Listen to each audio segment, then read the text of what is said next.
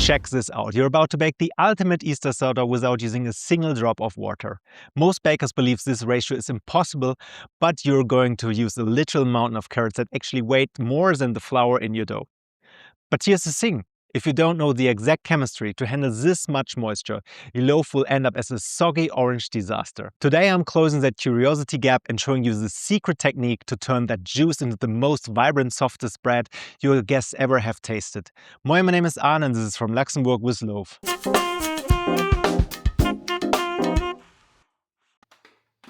You want to start with a full kilogram of fresh carrots. Simply juice them until you have 600 grams of pure liquid gold.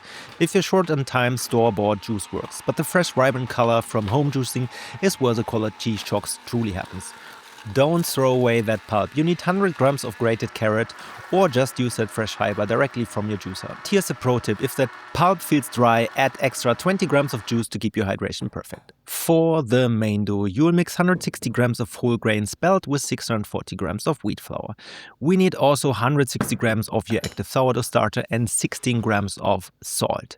You need the grated carrot and your juice.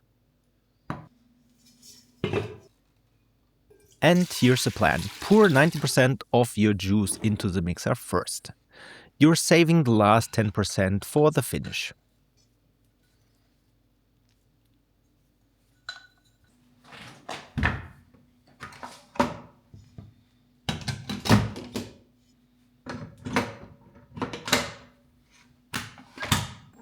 Knead on low for 10 minutes. If your dough feels too dry, add a splash of juice.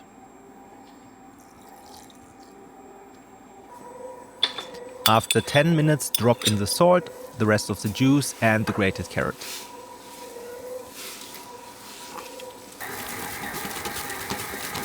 Increase the speed of your mixer and keep kneading for about 5 minutes until your window pane test passes. Technically, that means the gluten network is strong enough to stretch without tearing.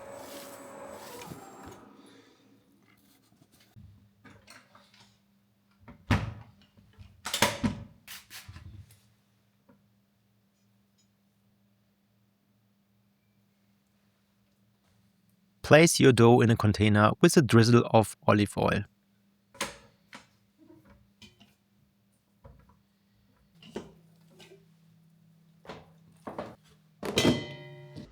After 30 minutes, it's time for the first set of coil folds. Think of it like you're tucking the dough into bed to build its strength. Moisten your fingers, pull the dough up from the center and fold it over. Rotate and repeat. You need to do this 4 times over the next 2 hours with a 30 minutes rest.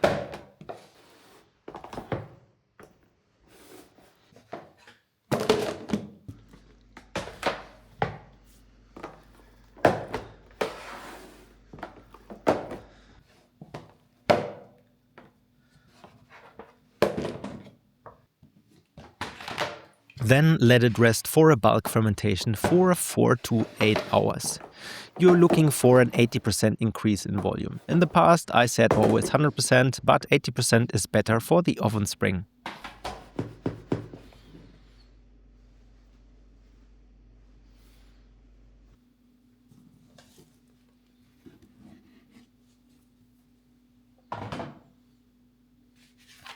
Divide your dough into 2 equal halves. Fold the ends over until the skin feels taut.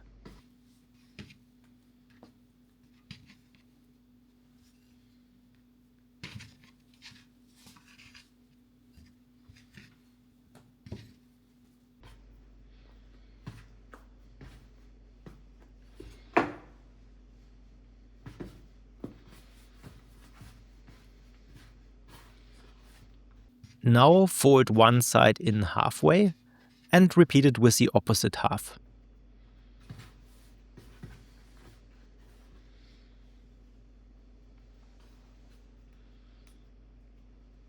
After that, roll it into a spiral.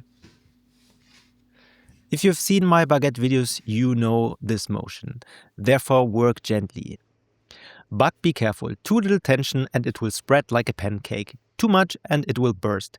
Into the floured Benetton it goes for an overnight rest into the fridge.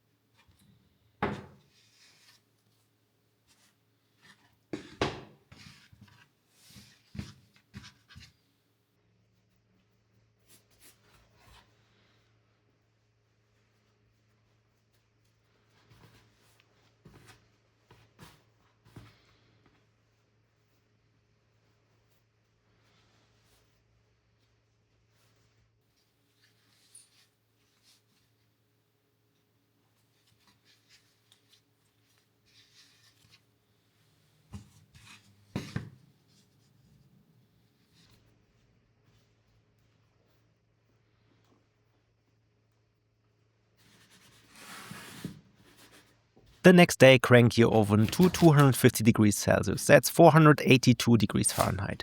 While it heats, prep your canvas. Slice 2 3mm pieces of raw carrot into rounded shapes.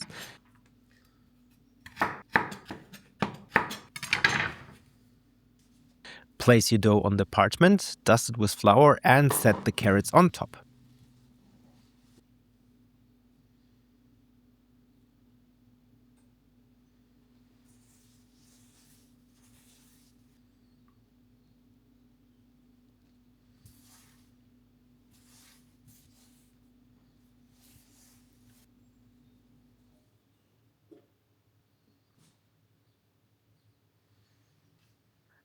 Now score deeply around the carrot from all 4 sides. This isn't just a cut, it's a frame of your masterpiece. Bake for 15 minutes with plenty of steam. Just pour a cup of boiling water into a tray at the bottom. After 15 minutes, vent the steam and drop the heat to 220 degrees Celsius for 30 minutes.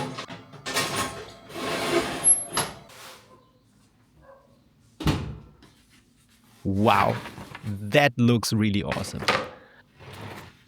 But why is the color so intense? It's the chemistry of the carrot juice. The high concentration of natural sugars undergoes rapid caramelization.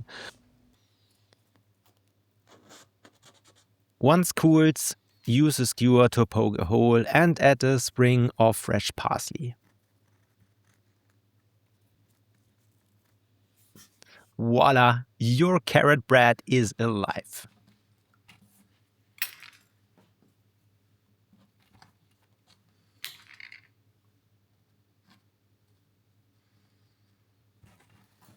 You have turned simple vegetables into a work of art. So let's have a look inside and cut that bread.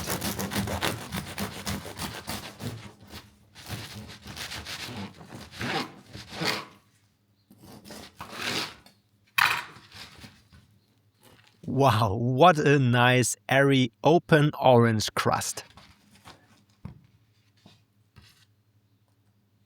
This looks truly awesome.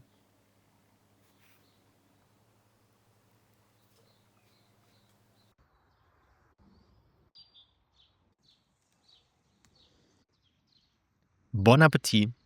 And now you have the secret turning a literal mountain of carrots into the most vibrant fluffy sourdough you have ever seen.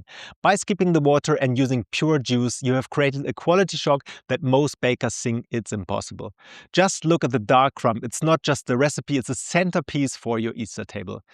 If you want to support me, please like this video, subscribe to my channel and turn on notifications so you don't miss my next bakes. I've put the formula in the description for you to start baking right now. Have a very happy Easter, Eddie, and goodbye.